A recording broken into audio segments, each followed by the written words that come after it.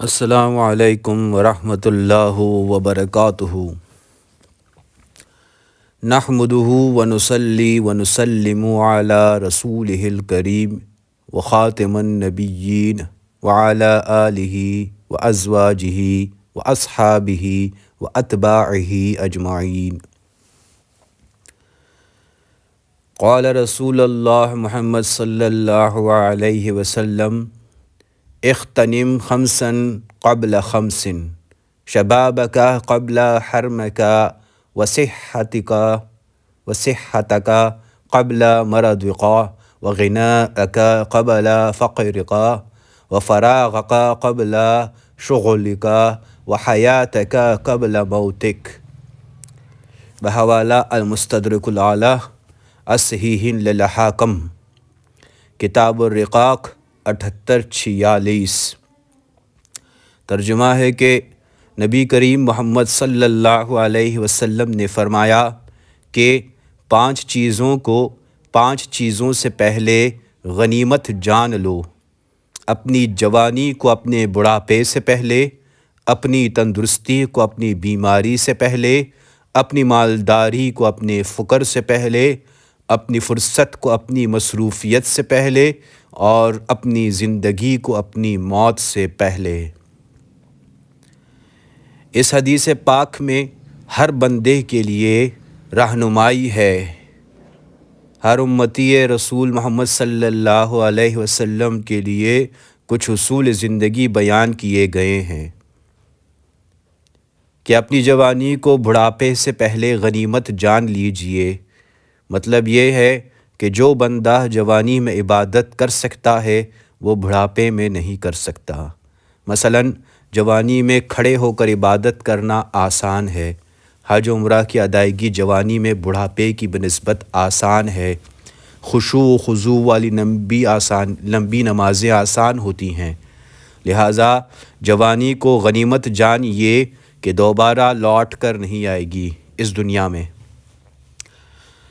قیامت کی جنت الفردوس میں تو جوان ہی ہوں گے نا جی، نوجوان۔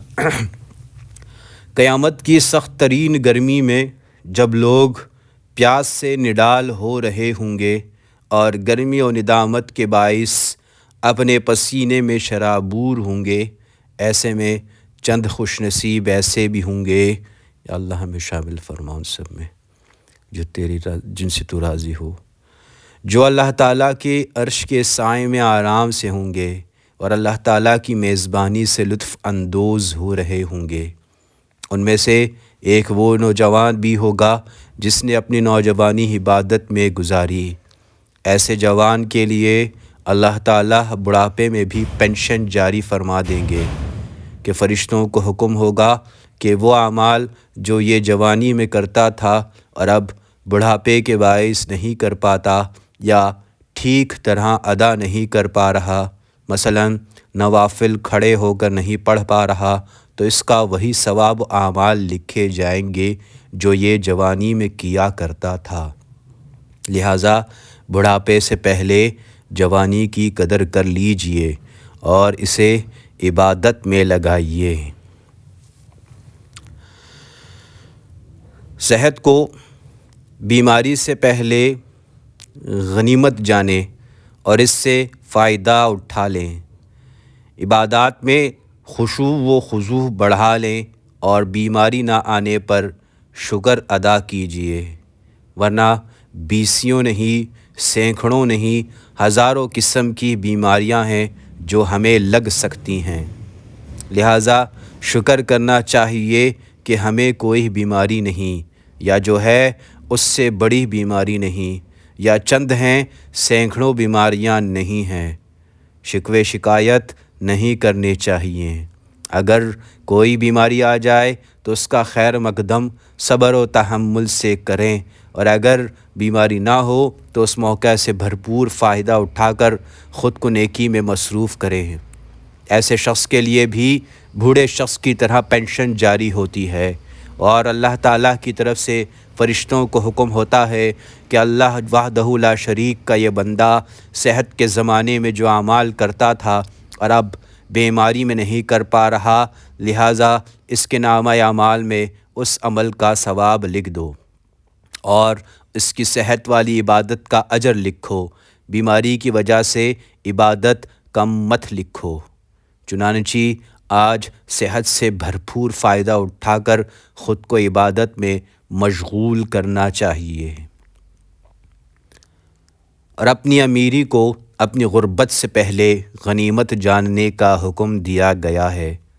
حالات ہر موقع پر ایک جیسے نہیں رہتے، کبھی انسان کے پاس مال و دولت ہوتی ہے تو کبھی نہیں ہوتی، لہٰذا جب مال ہو تو اس کی قدر کرنی چاہیے اور اپنے مال پر غرور و تکبر نہیں کرنا چاہیے، بلکہ اللہ تعالیٰ کی عطا سمجھتے ہوئے اس کی تابعداری میں رہ کر خرچ کرنا چاہیے، ورنہ غرور کرنے والے کو یاد رکھنا چاہیے کہ یہ مال ایک ہی لمحہ میں ختم ہو سکتا ہے، آفت سماویہ کا سامنا کرنا پڑ سکتا ہے، آسمانی یا زمینی کسی مصیبت سے مال ختم ہو سکتا ہے، لہٰذا اللہ تعالیٰ سے ڈرنا چاہیے اور ہر حال میں اس کا شکر ادا کرنا چاہیے، ورنہ بیسیوں لوگ نظروں سے گزرے ہوں گے جو بیچارے نواب تھے لیکن دیکھتے ہی دیکھتے غریب و مسکین ہو گئے اور بھیک مانگنے پر مجبور ہو گئے۔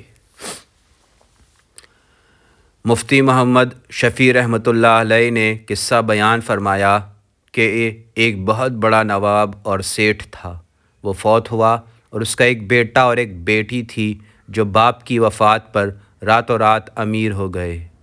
اب دونوں عیش و عشرت میں پھلے تھے، دونوں کا اپنا اپنا شوق تھا اور دونوں کے شوق نہایت عجیب تھے۔ بیٹی کا شوق یہ تھا کہ اسے کپڑے پھاڑنے کی آواز پسند تھی، چنانچہ روزانہ گھر میں کپڑے کے تان آتے اور پھاڑ پھاڑ کر وہ آواز سنا کرتی تھی۔ اسی شوق پر اس نے اپنی دولت لٹا دی۔ اور صاحبزادہ کا شوق یہ تھا کہ ماچس کی تیلی جلانے کی آواز پسند تھی۔ اس شوق کی تکمیل کے لیے روزانہ ماچس کے ڈبے آتے اور وہ تیلی جلا جلا کر آواز سنا کرتا اور مست ہوتا تھا۔ نتیجہ یہ ہوا کہ ساری پونجی یوں غرق کر کے بھیک مانگنے پر مجبور ہو گئے۔ بنگلہ دیش میں ایک بازار بیگم بازار اسی صاحبزادی کے نام سے مشہور ہے، لہٰذا برے وقت سے ڈرنا چاہیے اور فضول کاموں میں مال خرچ کرنے کے بجائے حرمین شریفین کی زیارت کی نیت سے مال جمع کیا جائے، چاہے تھوڑے تھوڑے پیسے ہی جمع کیے جائیں اور ساتھ ساتھ اللہ تعالیٰ سے مدد مانگی جائے۔ نیک مقصد کے لیے دولت جمع کرنا بھی نیکی ہے۔ خود اللہ تعالیٰ کے نبی محمد صلی اللہ علیہ وسلم نے مالداری کی نعمت چھن جانے سے پناہ مانگی ہے، چنانچہ اللہ تعالیٰ کے نبی محمد صلی اللہ علیہ وسلم کی ایک دعا ہے کہ اللہم انی اعوذ بک من الحور بعد القور، بحوالہ جامع المسانید و السنن عبداللہ ابن سرجس سرجس المزنی 6508۔ ترجمہ ہے کہ اے اللہ تعالیٰ، میں اچھے حالات کے بعد تنگ دستی سے تیری پناہ مانگتا ہوں، لہٰذا مال کی قدر کی جائے اور اسے اچھے اور نیک کاموں میں خرچ کیا جائے، اور فراغت کو قیمتی جانیے۔ آج کے تیز رفتار دور میں ہر بندہ مصروف نظر آتا ہے، ایسے میں جو وقت فرصت کا نصیب ہو اسے ضائع نہ کرنا چاہیے، اس کی قدر کرنی چاہیے۔ ایسا وقت جس میں آپ کسی ادارے وغیرہ کے پابند نہ ہوں، اس کا نظم الاوقات بنا لینا چاہیے کہ کس وقت کیا کرنا چاہیے، کس وقت تلاوت کرنی ہے، اذکار، درود شریف، پڑھنا پڑھانا، کھانا پینا، آرام، میل ملاقات، حقوق کی ادائیگی وغیرہ کا شیڈول بنا لینا چاہیے۔ اس سے وقت کی صحیح معنی میں قدر نصیب ہوگی۔ عموماً انسان 24 گھنٹے میں 8 گھنٹے سونے میں گزارتا ہے، یعنی دن کا تیسرا حصہ، مطلب اگر عمر 60 سال ہے تو 20 سال سونے میں گزر جاتے ہیں۔ اب چاہیے کہ سونے کو بھی قیمتی بنا لیا جائے کہ اس نیت سے سوئیں کہ آرام کے بعد چستی اور نشاط آئے گی تو عبادت توجہ سے کر سکیں گے۔ اسی طرح کھانا وغیرہ بھی اس نیت سے کھائیں کہ طاقت آئے گی، پھر اس قوت و توانائی کو اللہ تعالیٰ کی اطاعت میں خرچ کریں گے۔ غرض سونے، کھانے پینے وغیرہ کے اوقات اور زندگی کے تمام معاملات کو اچھی نیت سے قیمتی بنایا جا سکتا ہے۔ اور زندگی کو غنیمت جانیے۔ زندگی اللہ تعالیٰ کا بہت بڑا عطیہ ہے۔ بعض لوگ موت کی تمنا کرتے ہیں، جبکہ نبی کریم محمد صلی اللہ علیہ وسلم کا فرمان ہے کہ زندگی کو موت سے پہلے غنیمت جانو، لہٰذا موت نہیں مانگنی چاہیے اور زندگی کو قیمتی بنانے کے لیے اعمال صالحہ شروع کر دینے چاہیے۔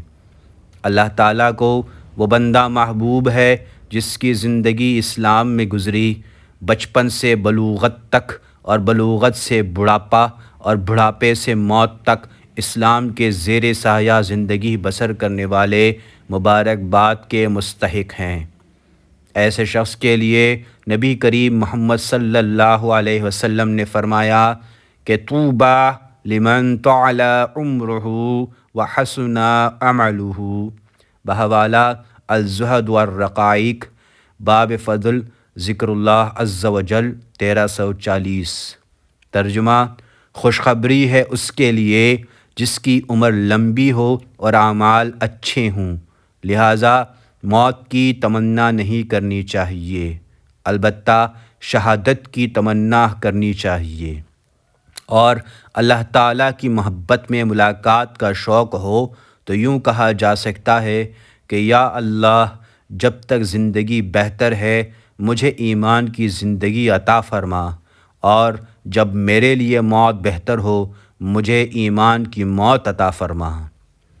اللہ تعالیٰ اے اللہ ہم سب کو محمد صلی اللہ علیہ وسلم کے اصولوں پر عمل کرنے کی توفیق عطا فرما، آمین یا رب العالمین۔ وصلی اللہ تعالی علی خیر خلقہ محمد وآلہ واصحابہ واتباعہ اجمعین۔